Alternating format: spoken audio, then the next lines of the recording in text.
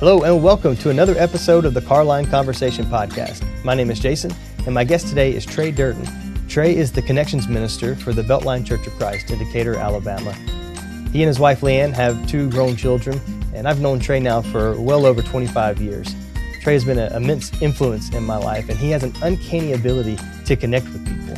I've seen him in the midst of Cracker Barrel or Walmart and standing in line in random places, just striking up a conversation, and in some creative ways, but also always trying to lead that conversation further towards Christ. Recently, he's put together a series of lessons called Gospel Conversations that I think are super helpful for Christians to hear.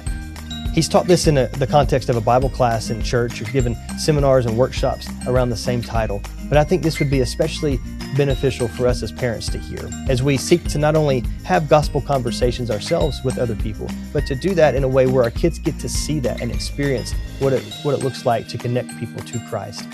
It was a very beneficial conversation. Trae's insights were very helpful and encouraging to me, and I believe they will be for you as well. So as always, thank you so much for stopping by another episode of the Carline Conversation Podcast. All right, Trae, thanks so much for joining me today. I really appreciate you taking the time to be here on the podcast. Yeah, I'm excited to be here. Thank you very much for having me. Absolutely. We've been talking for a while, and I know you've been teaching a specific series of lessons that you've kind of put together over the years called Gospel Conversations. For folks that may not be familiar with that, would you mind giving us a little overview of what that is? Okay, so the general idea behind it is to just make the gospel your filter, and it's just what you talk about, and you bring it into conversations naturally rather than having a, kind of rigid Bible study plan of how you're going to introduce the death, burial, and resurrection to somebody, that you want to have a study with, to take it out of that context of let's sit down and have a Bible study to we're talking about whatever it is. And you bring in the repetitious style of death, burial, and resurrection and how that happens in our lives naturally. And so when someone brings up a football team that's going through a rebuilding year, okay, yeah, they really are. They need to bury that dead team and start over again, don't they? They need to wake up to something new, and they need the gospel, and you just kind of walk right into it. And sometimes people are like, I've never thought about it like that. Other times people are like, what? And then you get to explain it, and so it depends on how good you get at weaving it into a regular everyday conversation. And so that's the idea behind Gospel Conversations, basically, is to hopefully remove the awkwardness. And I know maybe some people hear this and think, how could that not be awkward? But it actually works really well once you start thinking this way and you allow it to be a part of what you're talking about anyway. I feel like one of our challenges as Christians is making our lens for all of life exclusively the gospel. And that's definitely a part of just getting more, like you're saying, getting more comfortable with naturally gravitating towards a spiritual conversation. I think for a lot of people, especially parents, sometimes that's not an easy thing to do. It's not a natural response just yet. And yet I think the best way for us to teach our kids is not instruction, but by modeling that behavior. So how would you encourage parents, or how have you used specifically maybe some of this curriculum with your kids, or seen parents using gospel conversations and teaching their kids? Yeah, so we were concerned about our kids and the possibility. I think that all parents have this. You can correct me, but I'm pretty sure, how are our kids going to be introduced to death? Because it's going to happen, right? It's going to happen. Absolutely. So hopefully it's a gerbil, or a goldfish, right? And so you start with a goldfish, and you start with whatever, a little animal, hopefully not a dog or God forbid a grandparent, right? And so you know that they're going to have to be exposed to this. It's coming. And so you'd like for it to be in a way that can be helpful, and help teach them and guide them through it softly. And then, as they come to a realization of this is life, this is reality.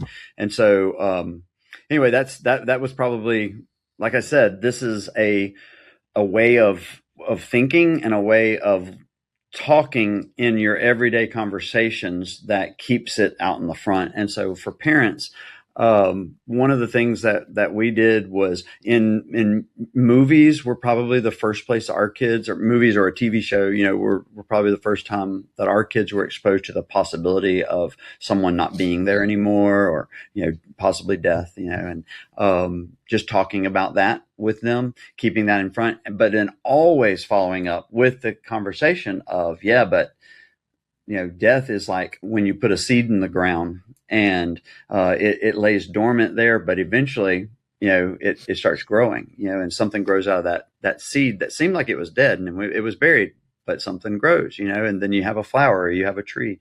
And so that's kind of the way we approached it with our kids at the beginning. And then throughout their life, we've just made sure that this was a conversation. And so at our dinner table, it's a lot about this kind of stuff. And our kids just kind of picked up on it as they understood. Of course, they've been in church and hearing about, the gospel and death, burial, and resurrection their whole life. And so, I don't know, maybe it was a little bit more pointed because we talked about it at home and kind of formulating this. And they would go with me on campus at the university and hear some of the conversations I had with people. And, we'd be throwing the Frisbee or playing, doing something. And at the same time, these things just happen, just come out. And so just a natural part of everyday conversation.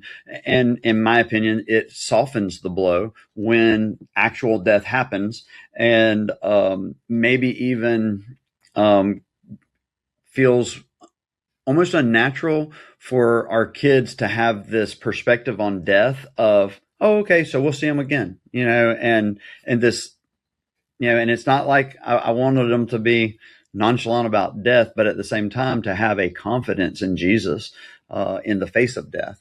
And we definitely, we got that. And so that's a good thing. And they're doing well. They're well adjusted, college age and after college now. So it's that peace that surpasses all understanding. I think we start trying to really cultivate that early on. And I love, as you mentioned there, those teachable moments, to not be afraid of those. And I think sometimes we sit back and just wait for teachable moments, but sometimes, like you're saying, you'll be proactive. You cultivate those teachable moments. And one of the things that I feel like your influence on my life and all of us that grew up being mentored by you, in those early days in Montgomery, you were always overt. Just about any conversation could find its way into a Bible study, or at least a spiritual conversation about God, things we're going through. And you always took us back to his word and to him. And I think that's had a profound impact on me. And that's also the way I teach. That's also the way that I teach my kids now, because seeing that, not just the instruction in class, but also the actual participating and sitting at Cracker Barrel. And, we go from talking about cornbread to the gospel. That's not, a usual degree of separation. There's some Kevin bacon, or at least some crispy bacon in between there. And I think that's super valuable for kids to see that it comes out of who we are. And so for me, growing up more around people, both my age and older, that were comfortable with those, that was normal. We always talk about normal being good or bad. Normal just talks about frequency, how often something occurs. And so we want to normalize talking about the gospel. But I do think some parents, I don't know, I think there's some struggles there sometimes, some hesitations. What are some of the common challenges that you've seen in parents, or maybe even in your own experience or others around you, where parents just, for whatever reason, hesitate or just choose not to kind of take that next step with their kids? Maybe they think that, we're talking about adult stuff here, so kids go play. What are some of those challenges that you would encourage parents to get past or to grow in those areas? Yeah, it's really interesting because I would say almost all the challenges are on the parent end, not the child end. Isn't that interesting? And I understand, a parent thinking that my child is too sensitive, or my child is, I don't want to broach these subjects. Get it, but the child's fine. I mean, they're open. They want to learn. And as a parent, what's that? And they're resilient. They kind of have a built-in resilience there. Yeah, they do. Absolutely. And so talking about these things is really important. Another part of this, these are hard conversations, but we've made them hard, okay? Because of our pain, because of our hurt, because no one, helped us walk into this with an understanding of the hope, that we have in Christ. And so, it's breaking a cycle, and it's going to be breaking a cycle for most of us as parents, rather than somehow offending or stunting or hurting somehow our child's mind when it comes to these things. Listen, the Bible is really, really clear, and it's easy to understand when it talks about these things. Death is a part of life, and we do the same thing. I don't know if I should bring this up, but we do the same thing with sex. We make it into this terrible thing, and everybody's like, "Oh no, am I ready to give the talk?" And I'm so worried. We've been talking about it their whole life. It's just part of when you see babies, or when you see little puppies, and you see kittens, and you see all the beautiful life, and they came from somebody's love. They loved each other, and here comes the thing that happens when there's love is new creation.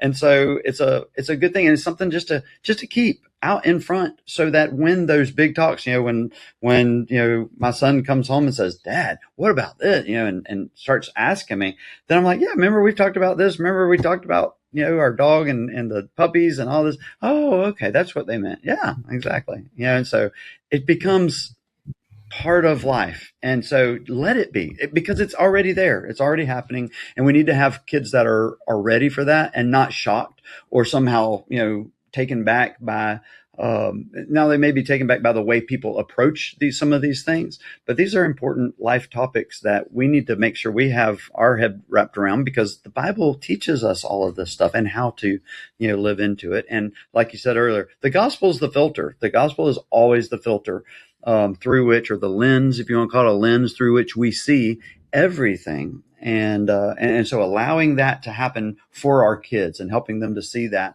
one season ends, you come to the end of basketball season, and baseball season starting, right? And so we're putting to death, or we're ending our basketball season. We're going to put our basketballs into the bag and hang it on the wall in the garage. And we're going to take down the bag with the baseballs and the bats. And so one thing's dead and buried. One thing is coming to life. Now we're going to start something new, and do something else.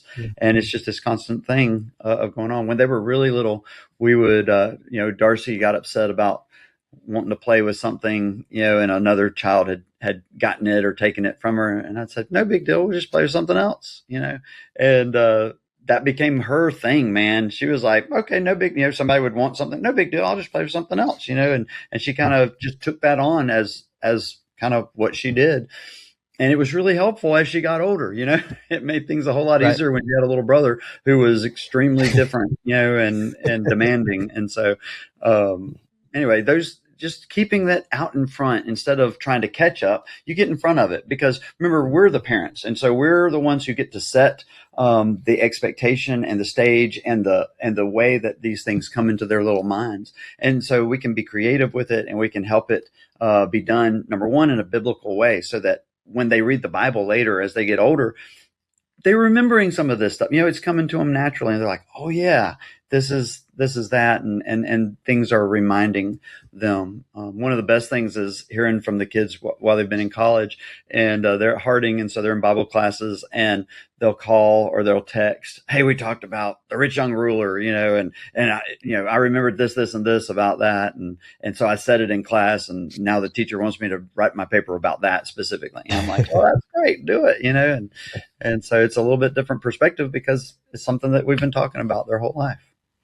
Yeah, I love that you brought up the kind of the stigma around like sexuality and intimacy, and that's a choice. That's the conclusion I've come to is we've chosen. We don't talk about brew. No. I usually sing on the podcast, and that's why. But that's when you don't talk about them, it doesn't mean it doesn't exist. It just means that we let common culture and worldly culture define and answer all those questions. They're good questions, but I think I've struggled over the years as a parent. I don't want to be the person that takes my kid's innocence, and whether that's death or whatever, but what I've realized is that that's sort of parenting from a place of fear. And I want to be proactive. I don't want to be fearful. What I want to do ultimately is I want to guide their curiosity. And I love how you brought that in there, that we want them to be curious. We want them to ask questions, but we want to be able to direct them to truth.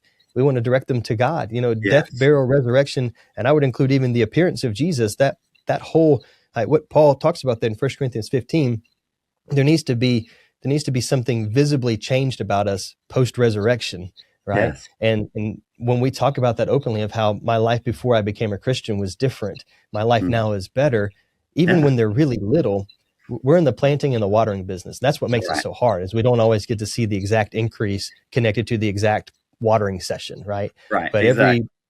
every trip home from the ball field is a watering session. Every time you're faced with the conflict at work, or they're there with you, like, that's a watering session. How you handle those moments.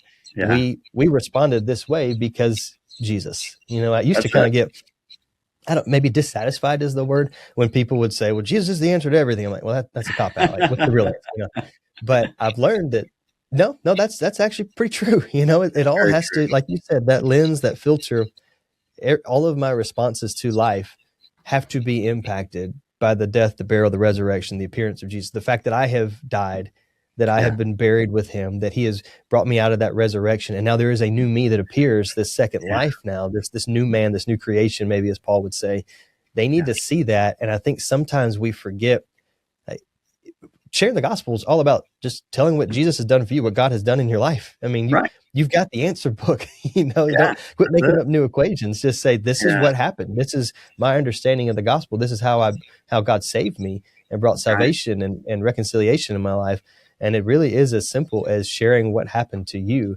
But I think we get, for whatever reason, we get, I think, just lack of reps, so to speak, like lack of that's experience. exactly what it is. That's why you got to keep it out there in front and keep talking about it. It's not just for them. It's actually for us. We need to have the ability to keep these things going and to talk about these things.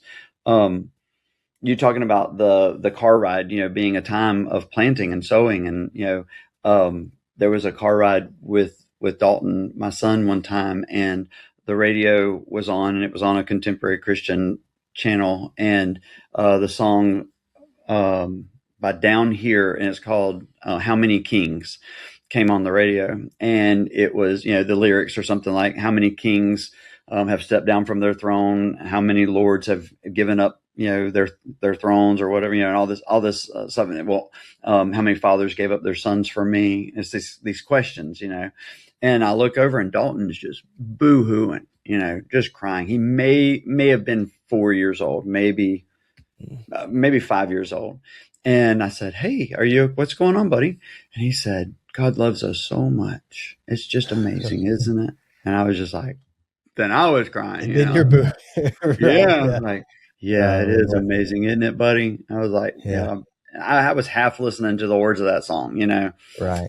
And thinking about my day, thinking about things going on. And here we are on the way to school, and he is having this moment, of, wow, God is so good to us. And there you go. There you're reaping, because he had some background, he had something back there. The other thing that it really helped me with is apologizing to my kids as they became aware, as they became preteens and teenagers, when I would maybe be inconsistent, or if I even, maybe one time I can think of is like driving and getting frustrated because I needed to be somewhere at a time and we were running late or whatever, and rushing basically, and the kids pointing out that I was speeding, and I was like, oh, you're right, I am speeding, and I'm going to slow down. Man, sometimes we act like we used to before Jesus took over our heart. And that's right. It's hard sometimes. And sometimes that's just a battle that I got to, really fight every single day to make sure my heart is the way Jesus has changed it, instead of going back to the old way. And, and they would talk about that. And I got called up to the school one time, and Dalton's sitting there in the principal's office, outside of the office. And so it's just me and him. When I walked in, he said, my old heart got me, Dad. My old heart got me. And I said, what happened? He said, I hit so-and-so, and told me what he had done, And I was like, yeah. I said, did you pray about it yet? He said, oh, I've been praying the whole time. He said, I asked the principal to pray with me, and she wouldn't. And I was like, yeah, it's okay. And so, keep this in front of them. I'm telling you, it's so much easier. Yeah. And also you will learn so much more from them. Possibly. I don't know how much more I've learned from them than they ever learned from me, but I know that that's the truth in youth ministry and campus ministry. I've always learned more from the students than I think I ever was able to teach anybody. And the same thing is with my kids. They've taught me more than I could ever hope to have taught them. Yeah. I think what I've learned as a parent is that I kind of went into it thinking I'm just here to instruct my kids on how to do everything. Right. But Yeah. and there is some instruction involved for sure, but Sure. I'm also here to learn my kids so that Mm. I can instruct them more effectively, and I Yeah. think that's the part that I didn't really think about. I didn't consider. I didn't know that was a part of this puzzle, but it Right. kind of slapped ship side the head a few times of like, wait a minute, that what you did for that kid doesn't work for the next kid. You got to Right. learn that it's a new playbook, and what happened worked last time doesn't always happen in the same way and work the same way the next time. Yeah. That's the Yeah. That's maddening, like exhausting part of this. But Isn't um, that's like got to be the hardest thing about parenting is the different yeah, personalities in the kids yes, and working through that with each one of them in the way that they can accept it, and the way that they can work through it. right, And so, but the beauty of the gospel is it's the same for all of them. Okay. And so hmm, even with their different personalities and their different, you know, quirks and different, ideas, going back to the scripture is such a powerful thing because for the anxious, it gives some stability, and for yeah, the ones who are a little bit too safe and too careful, it shows them that life it is an adventure, and that there's hmm, more out there than just trying not to get hurt, because yeah, life is all about, you know yeah, you're going to get hurt and then you're going to get over it and things are going to be better. And so it's just this that's right. constant thing. Yeah, I tell my kids all the time, even our baseball and basketball teams, our little cheer is, when you fall down, you get back up. What can we Right. do? Hard things. Well, the Yeah. fact that I can do hard things is in the Bible, right? I can do all things That's through it. Christ who strengthens me. It's on the back of every basketball camp shirt I ever had. But the application of that is, well, you can do difficult things. When they're 3 and 4, it means getting up and going to bed when you're supposed to. And Right. magically, all of my kids' legs just turn to jelly, around Yeah, of bedtime. They can't course. make it up the Yeah. stairs. Well, you can do hard things, buddy. Yeah. Get up, I remember go to that. bed. Yeah. But at some point, it's also going to be, well, the pet died, or perhaps a loss of a friendship, or the loss of life. My Yeah. kids have lost some great grandparents so far, and Mhm. kind of stepping them through those conversations. They're asking questions internally. They don't always know how to articulate that, and I think this ties in with what we're talking about. When you are constantly talking about spiritual things and the events of life in a way that glorifies God, then that's the perspective that they latch onto earliest. I think generally, Yeah. I don't have empirical data, but I think what you learn first, you learn the deepest usually. And so we want to try to cultivate those instincts right out of the gate to Yeah. think Godward in response to every life situation, especially those big ones that we're all as adults still trying to figure out some of the Right. questions of Yeah. why did this happen, all that. So I think the way we respond to that, like you're saying, is a big, big part of the teaching there. Yeah. It's just part Yeah. of ingraining heritage, into Mhm. your legacy of faith into their little hearts and little minds as they're growing. And it's really a response to Deuteronomy 6, 4-9, where he's talking about, talk about it when you're on your way, when you're sitting down, when you're rising up, you talk about the word of God, you keep the word of God in front of you.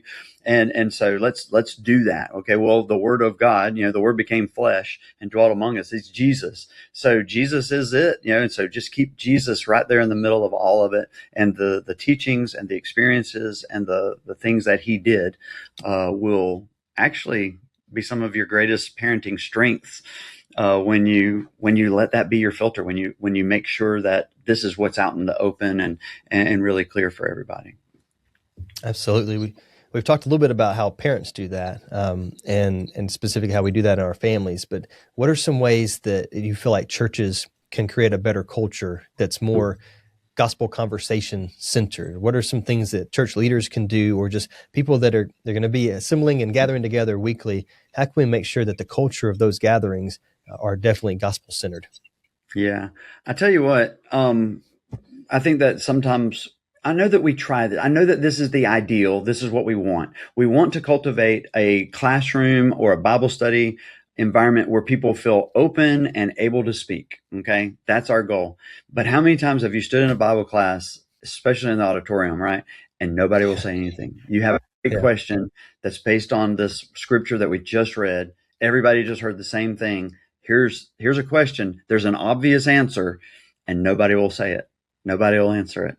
I think that's one of the first ways that churches, step into this is to cultivate that when they're little, when they're really, really little. What do you think about this? What do have you ever seen anything like that? And get those little minds talking and getting the words out. remember Jesus said that it's from the heart that the mouth speaks. And so that's one of the ways your child has actually gotten that truth, the truth about the lordship of Christ, or the hope of heaven, or the love of their family, or the importance of the church, is when they say it back to you. And so, working on our ability to ask the right questions at church and in our little Bible classes as they're small and as they're coming up. One of the I think most effective ways is having the same Bible class on Wednesday night that you just did on Sunday morning.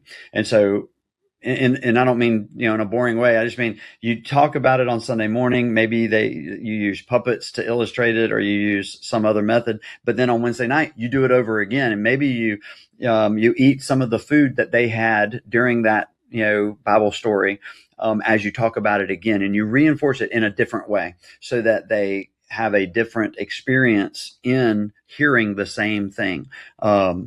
God is repetitious all the way through. The whole Bible always comes back to him, always comes back to his glory. It always comes back to his love for us and his providential care for us. And so he proves it over and over again. And through the life of Christ, we see Christ teaching the same thing over and over again. And so it's an example we should follow. And I think that if we would, maybe we would see better results from the teaching that we're giving at church. And also, we talk a lot about, we want at least 5 influences on our young people before they leave for college, before they leave, the home. And you've got mom and dad, but you need 3 other people who are also talking about Jesus. You need 3 other people who are concerned about them and praying for them, with them, spending time, spiritually speaking, growing with them. And so that's the greatest investment that you can make. And you can just cherish the people who are a part of your church family, who sit down and pray with your kid, or who just walk off to the side after Bible class, or even during Bible class, whatever, and say a prayer with them about the school situation, or the team situation, or the family situation, whatever it is, that there's somebody there investing in them spiritually. Praise God for those people. And that's what you get at church. And so make sure you're that person for other families at church, because you'll also cultivate others to say, oh, I need to be doing that as well. And then you see that being done for your kids too. Yeah, I love what you highlighted there, and the questions, especially of kind of cultivating curiosity. I think that's one thing that a lot of times we lose as we get older. As adults, we become a little less curious, or at least less willing to say it out loud. And because I know I feel the pressure sometimes. I'm supposed to know the answer to this question already. I don't want to say it out loud. It's embarrassing. And, kids are like, hey, what about this, Dad? Why? And there are times when it's exhausting and you're like, because God said so. That's why. No other, like game over, right? When you're a kid and playing Nintendo, you hit the reset button, like start it over, we're done here. So there's some of that can be exhausting, but I think you hit the nail on the head. In our Bible classes, respond to questions. Teachers ask better questions.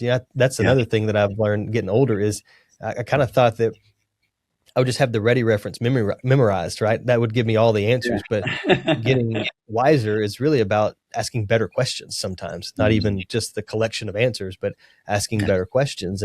And learning to do that is a skill that is learned by wisdom and life experience. And so I think those classrooms are really good opportunities. We can allow it to be a very formal classroom setting, or it can be a Bible study. That I like referring to our church building as the church house, because it feels a little bit more warm. And this is our mutual space to get together. Nobody has a house big enough to fit everybody. So we have this space in lieu of that. So it is the church house. And I think a lot of that goes a long way, like you said, to really getting them used to, when they're really young, asking better questions. But when they have adults who look at them in the eye and take time with them and engage with them and validate their curiosity, then they're willing to ask in the future again as well. It's kind of a weird side note, but one of the dangers of AI chatbots is that they are so engaging with people. That's a conversational format, and they do validate every question you have, when sometimes even some questions don't need to be validated, right? But it's because, somebody's listening, or something is listening to me. And so especially vulnerable folks have a tendency sometimes to get too connected with those when that connection, that bond was actually intended to connect with people, and especially a mentor, like you said, to have people outside of just mom and dad or maybe a youth minister, but to have an adult who we otherwise wouldn't be connected other than the church, and who really has no need to take an interest in me other than they desire to take an interest in my life. Right. There's a value that comes from that, and a sense of self-worth that is really, I think, lacking in emerging generations in particular in their experience, but also it's lacking, I think, in older generations in ways that people don't really articulate very well, but they sense it, you know. And the church, I think every congregation, you should find two things. That's encouragement and accountability. And sometimes we emphasize one over the other, but we need to have the balance of both. And you can't have either without a connection. So there you go. I love I what tell you you, said that. something that my parents did with my kids was they lived in Florida for most of their childhood, and they ended up moving up here for a while. Then, as they were teenagers, and but anyway, Mama would say, "Well, when you're at church, will you please find another old lady like me and go love them and just give them a big hug and let them ask you about your day or tell them about what's going on at school. Will you do that? Because I wish I could talk to you every day and hear about all those things and get hugs from you. And I know that they wish they could do that with their grandkids, but we all live so far apart. And so will you do that?" And so on the way to church, it became, well, who are you going to love today? I'm going to go find Miss Doris, or I'm going to go find Miss Sibley, or, whoever it is. And I'm going to go love them. And, they had their favorites, but they understood the assignment that it's to spread that out. Right. And so going to the church house, I love that, was who we're going to love today, who we're going to share our love with. And so let's go give them hugs and encouragement. And that was one of that was a really good thing for my kids that I think helped them. And they were super comfortable, with the church because they knew everybody. And so when it came time for, Dalton to, you want to get up and lead a song? Yeah, let's do Blue Skies and Rainbows. That's Miss Doris's favorite, okay, great. And so that it just made it so much easier keeping it out in front, not somehow, trying to keep to ourselves, just being wide open and real. And, we don't do everything perfect, but we're trying, and that's all that God, he calls us to be faithful. He doesn't call us to be perfect, and we're going to fall, we're going to fail. And sometimes those failures are bigger and sometimes hopefully they're smaller, but that's okay. And that's just part of it. And loving each other anyway. The scriptures tells us to make allowances for each other's faults. And so that's been a big teaching, just, hey, you know what? No big deal. They messed up this time. I bet they'll get it right next time, and move on. It's going to be okay. And the opportunity to reconcile. That's the Christian walk. Always there. Absolutely, and we should be the best at reconciliation. And sometimes we're the worst, unfortunately. But I use the word essence. Like that's the essence of our relationship. Paul says that we are reconciled to the Father through Jesus the Son. So if reconciliation is at the core of our relationship with Him, why would it not also be at the core of our relationship with one another? Absolutely. So even when we mess up, the value in the teaching comes from, like you said earlier, I come back and I apologize and I take ownership. What I did was wrong. Yeah, my attitude. I got to bury it. I got to bury it correctly. If I just bury it and hide it, it's not going to work. I got to bury it in Jesus. And so how do I bury it in Jesus? Well, I got to tell them face to face, eyeball to eyeball, and tell them I'm sorry. That's how you do it right. And so, it's great. It's such an easy way to understand all of life. Everything falls underneath this filter of the gospel. And there's just these rhythms and they all play right into it. God was so wise and so perfect, and is so wise and so perfect that He's given this to us because, the way that He has formulated life is that if we do it the way He taught us to, it's best for us. It's actually, it glorifies Him, but it's actually best for us, and our lives go so much better. And we don't, fall into some of the pitfalls that we see around us in society and maybe in other families because we just keep it out there, keep it out. I think that's that abundant life that Jesus was really talking about. Yeah. It's the depth and quality. It's not abundant of things. So yeah. I love that, man. Well, And I've loved this conversation. And thank you again for taking the time. Is there anything that we missed? Any final comments or encouragements that you want to give folks that may be listening today?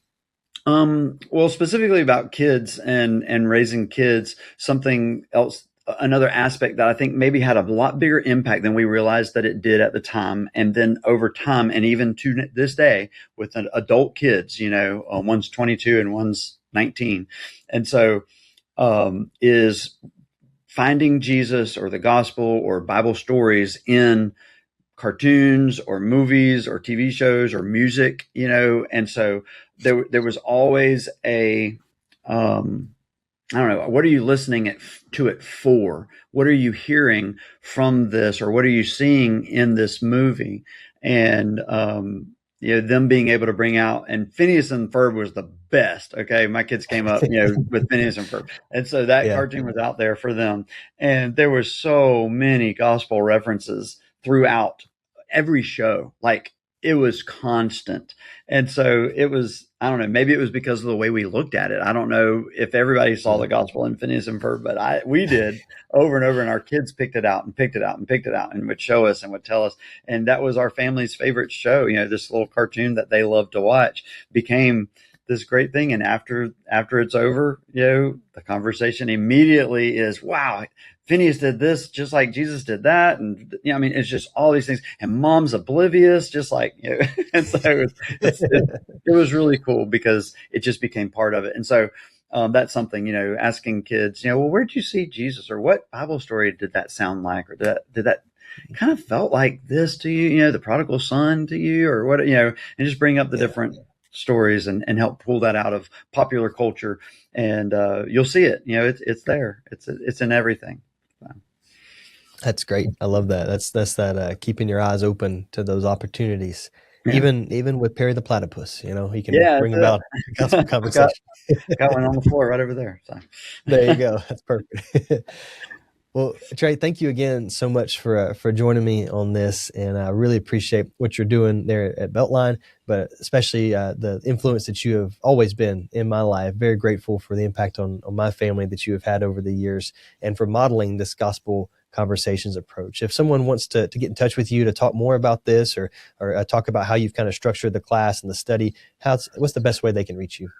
My email is my name, Trae, Trae, Durden, Durden, at beltlinechurchofchrist.org, the whole thing. Okay. And they can email me or they can call me. I don't know if you put phone numbers out on forums like this.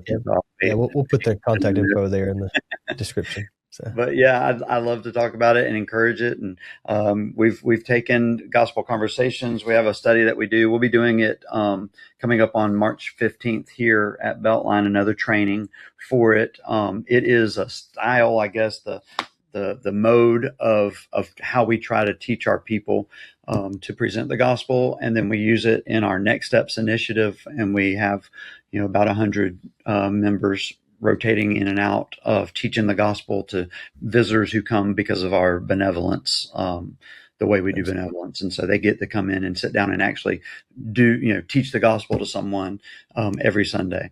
And this is how we try to get it into our minds. And then, that's kind of really just practice, so that when we're at work or we're at school or we're out in the world, it just comes naturally to us to bring up the gospel. And so that's how we're trying to train our minds in the way of righteousness and keep this at the forefront. So that's happened on March 15th. We'll do it again at the end of the year. And, but anybody's welcome to come and be a part of that. Or, I've gone to multiple churches and brought it to them and kind of done a workshop to help them understand it. Awesome. I love it, man. Hey, thank you so much for what you're doing and for who you are, man. I love you, brother. Thank you, Jason. I appreciate you so much in your ministry and your example and influence on me. I know I'm supposed to be the older one and supposedly know something, but you've taught me so much, and I love your humble spirit and just this forum of being able to do this and all the different technologies that you know more about than any of us. I don't know anything about this stuff. You started talking about AI earlier, and I was like, I'm out. I don't get it. But, I've become more of a nerd than I ever imagined. That's for sure. So. A nerd for Jesus, though. That's good. There you go. That's right, man. I'll try to do our part and water where we can. That's for sure. That's it. Wow. We love you, buddy. All righty, Thank man. you. Love you too. We'll talk to you soon. All right. Thank you guys for joining us, and we'll see you next time on Carline Conversations. Hey, thanks again so much for listening to this episode of the Carline Conversation Podcast. If it's been helpful to you, please follow and subscribe on whatever platform you're listening. It also helps if you'll take a moment to rate the show. It goes a long way to growing the podcast. If you have any thoughts you'd like to share or suggestions for future topics or guests, feel free to reach out to me. I'd love to hear from you. You can find me on Facebook, Instagram, or email. Thanks again for stopping by, and we'll see you on the next episode of Carline Conversations.